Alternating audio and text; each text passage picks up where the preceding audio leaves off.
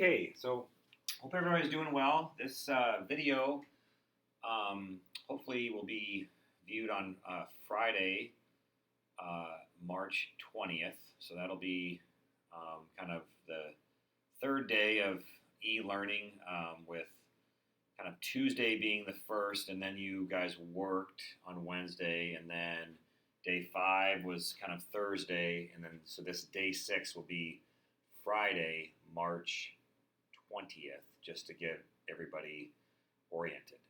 Hope everybody's hanging in there. Again, please send me an email, text, whatever, if you have questions or concerns about anything, not just POM, other things that come up. Please let us support you if we can. So I'm looking at the do now, and I'm looking at this first one. So today we're going to learn a new concept called conjugate. So to conjugate a denominator might be a new word, just like rationalize is, but with enough practice, hopefully we'll feel better about it. So I'm looking at the do now, and just do a few of these really quickly, and I notice that this can be rewritten as root 3, and I notice a radical plus a radical. We remember from last week, really, my radical terms are the same. I can therefore add the coefficients, and I get 2 root 2. I would be done, except for the fact that my radical can't stay in the denominator, so I need to rationalize. My new denominator is this 2 times root 2 times root 2, which is 2, which is 4. And my new numerator, this times this, 2 inside numbers, root 6. So my answer is root 6 over 4. Okay. Again, check this. Type in root 6 over 4 in your calculator and compare it with this. You can use that function on your calculator that allows you to type in a fraction. I believe it's hit that green alpha button and then that first gray button on the top left, y equals. That'll allow you to select a fraction, and then you can type in root 3 in your numerator and then the root 2 plus root 2. Okay, going over here. Let's combine like terms. Well, negative root 3 plus root 3 is 0. And so I've just got the 4 plus 2 is 6. Okay, so just a little practice there. Okay, so the one word I would like you to put in your notes is this word called conjugate. It's a little bit, might be a new name. But if you think about conjugate, especially maybe in like English or Spanish class, if you conjugate verbs, you just kind of change the ending, but they still kind of look similar. And so that's what we're going to do now. It's a different way of kind of rationalizing the denominator when you have more than one term and you can't combine it, okay? So we do this when denominator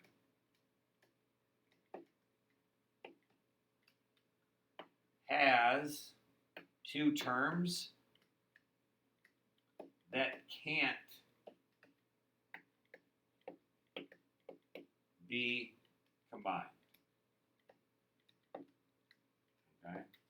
So again, going back here, these 2 terms here, in this one, the root 2 plus the root 2, we could combine those. Okay. But we might have some examples, or we will have some examples, where we can't combine them, and that's when we will then conjugate, and we'll practice how that works. It's pretty easy. Okay, so hopefully you have already checked the homework, by the way.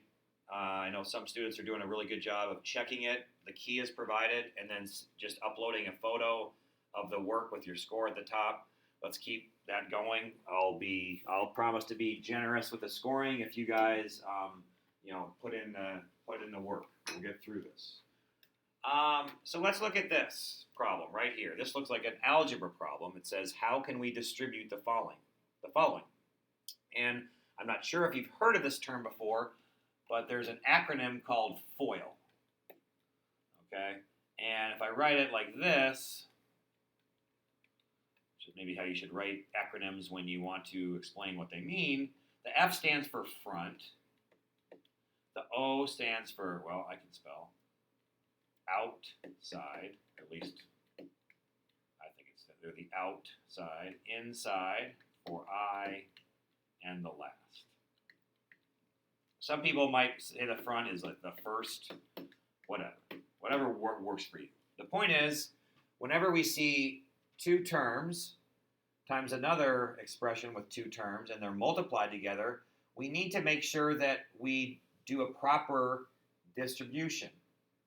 Okay, which means we need to take this 2x times both this and that, and we need to take the 4 times this and that. So we're going to have kind of 4 terms when we're finished. Okay, and I'm going to erase this. So we're going to use FOIL. First out in last. First, 2x times 5x would be 10x squared. That's the first. Outside, 2x times 3 gives us plus 6x. Cross that outside. Inside, that's these two inside terms. Negative 4 times 5x gives me negative 20x. And then my last is this negative 4 times positive 3 gives me negative 12. Okay, so again, first, 2x times 5x, 10x squared. Outside terms, 2x times 3 is 6x.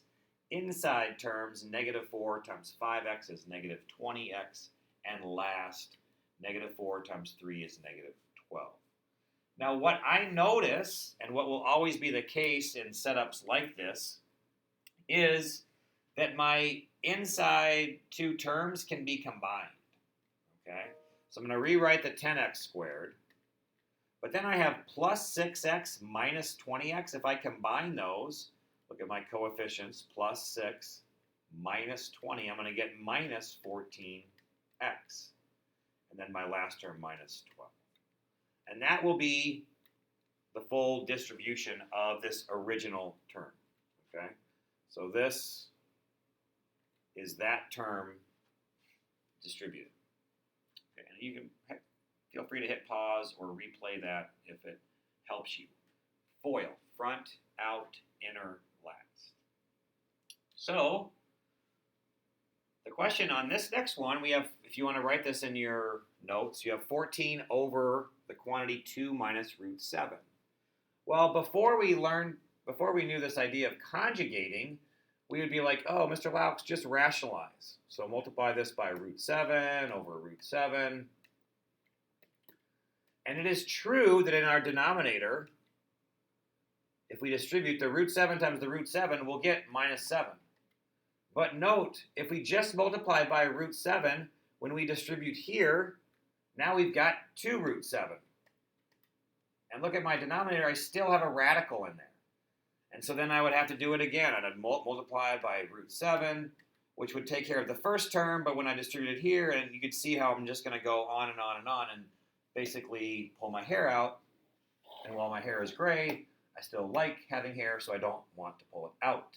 So what can we do instead? This idea of conjugating means I'm going to multiply by the same exact numbers. I'm just going to change the sign. So when I have 2 minus root 7, I'm going to multiply by 2 plus root 7. And since I multiply by that on the denominator, I have to do the same thing on my numerator. Okay? So the idea of conjugating means multiply by almost the identical denominator, you just change the sign. So multiply denominator basically by same terms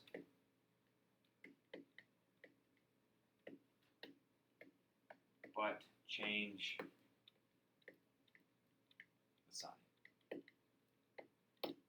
Okay? So, looking at my new denominator, I'm actually going to erase this arrow. Actually, maybe put the arrow like this. I can do this. Okay. We're going to FOIL things. First, 2 times 2 gives me 4. Outside, 2 times positive root 7 is plus 2 root 7. Inside, 2 times negative root 7 is minus 2 root 7. And then my last term, negative root 7, times the positive root 7 is just going to give me negative 7. So my new denominator, notice that this is the beauty of conjugating, those two cancel out. I've got 4 minus 7 is negative 3. So my radical in my denominator is gone. Beautiful. I still, though, have to distribute whatever my numerator was times what I multiplied it by. My original numerator was 14 over here, and I'm multiplying it by 2 plus root 7. So distribute 14 times 2 gives me 28, plus, this plus, 14 times root 7 just gives me 14 root 7. And that is my final answer.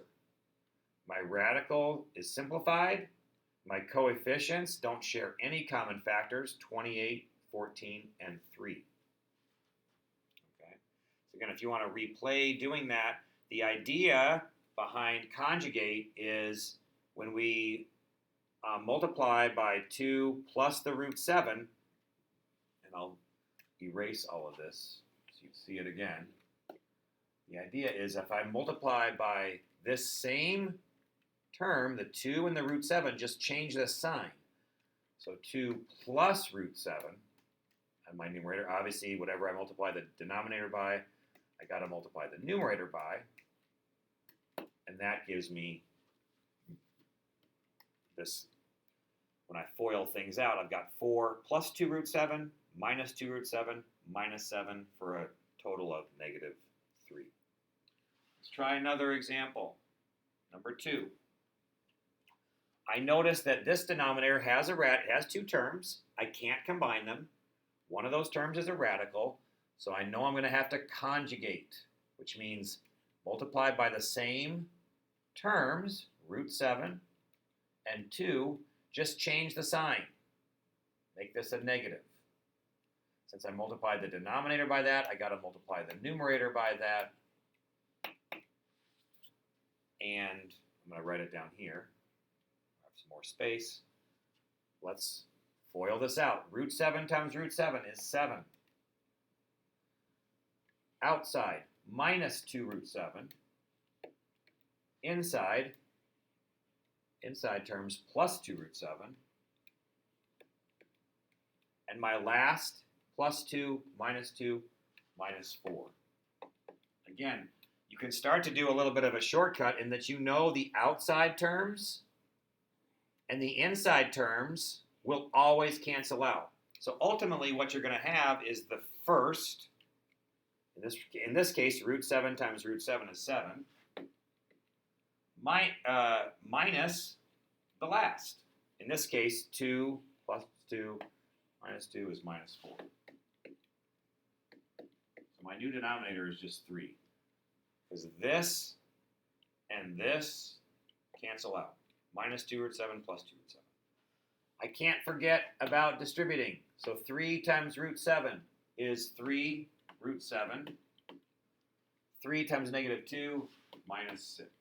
So I now have 3 root 7 minus 6 all over 3. And notice my coefficients, this and this, can be reduced. So this 3 goes into that 3 and just leaves root 7. This 3 goes into that and just leaves 2. So again, another way of rewriting that would be this. 3 root 7 over 3 minus 6 over 3. Again, this cancels out, and I'm left with this. And then just negative 6 over 3 is my negative 2. Couple more. Actually, one more. Root 2 times root 5. Here I have two radical terms. Fine. I still need to rationalize because I can't combine a root 2 and a root 5. So root 2, and when I conjugate that, I need to write like this. Since I multiplied the denominator by that, I got to write the same exact thing in my numerator. What is my new denominator? Let's FOIL it out. This times that. Root 2 times root 2, 2. Outside, plus root 2 minus root 5 is minus root 10. Inside, plus root 5 times root 2 is plus root 10.